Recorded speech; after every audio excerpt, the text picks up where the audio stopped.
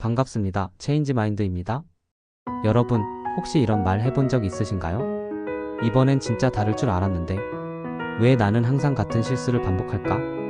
또야? 진짜 이번엔 안 그럴 줄 알았는데. 누구나 반복되는 실수 앞에서 자책한 경험 있으시죠? 시험 때마다 같은 실수, 연애도, 인간관계도, 일도.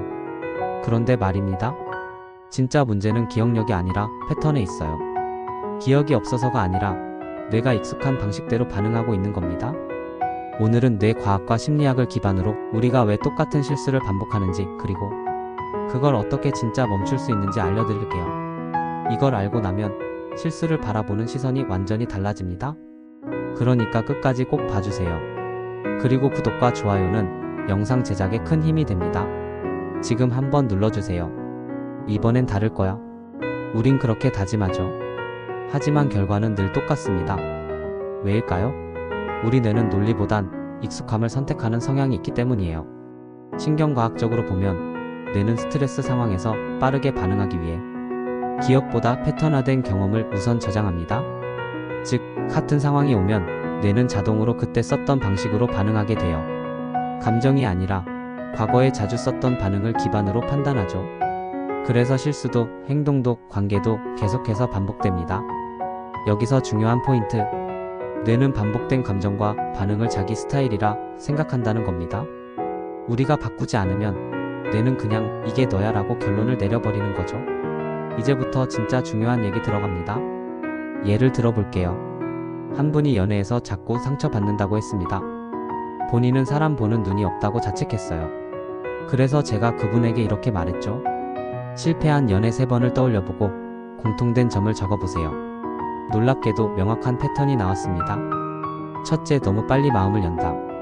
둘째, 상대에게 과하게 맞춘다. 셋째, 불편한 말을 끝내 못 꺼낸다. 이게 뭘 뜻하죠? 상대방의 문제가 아니라 자신의 반응 패턴이 같았다는 거예요.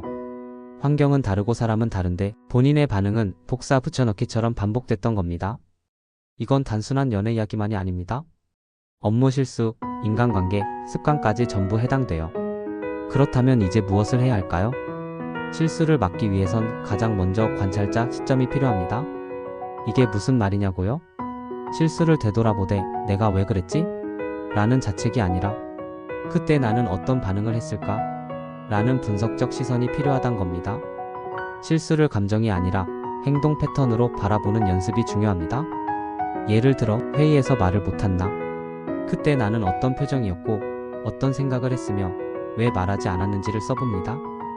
이건 자기 분석이면서 동시에 뇌에게 새로운 학습 기회를 주는 겁니다. 우리는 실수할 때 대부분 그 감정만 기억합니다. 하지만 진짜 중요한 건 그 상황에서 내가 어떤 선택을 했는가입니다. 이걸 적어두면 뇌는 처음으로 이 방식 말고도 다른 길이 있구나라고 인식하기 시작해요. 뇌는 자동으로 반응하려고 해요. 왜냐면 그게 에너지를 덜 쓰는 방식이거든요. 그래서 아무리 이젠 안 그래야지 다짐해도 막상 비슷한 상황이 오면 그냥 예전 방식대로 흘러갑니다. 그래서 필요한 게 미리 준비된 새로운 반응입니다. 예를 들어 늘 사람들 앞에서 주눅 드는 분이 있다면 미리 이렇게 준비해보는 거예요. 내가 불편한 자리에 가면 숨을 크게 들이쉬고 눈을 마주치고 괜찮아라고 말한다.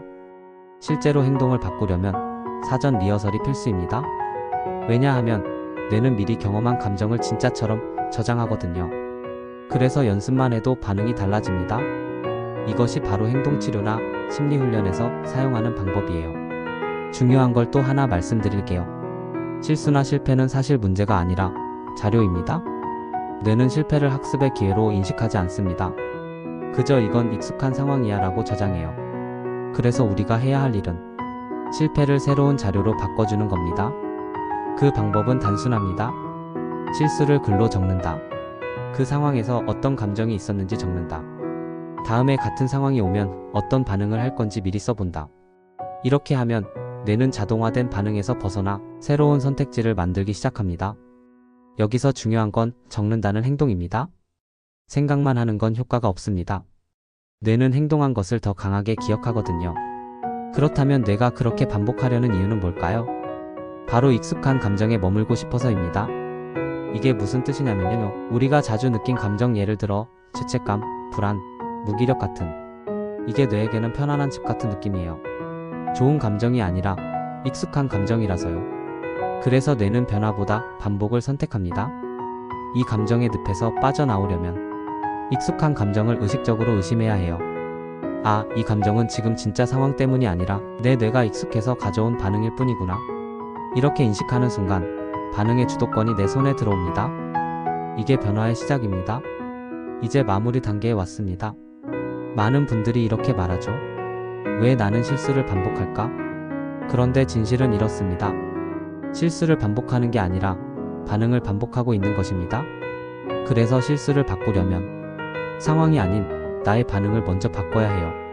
같은 상황이 오더라도 새로운 말, 다른 행동, 익숙하지 않은 시도를 해보는 것?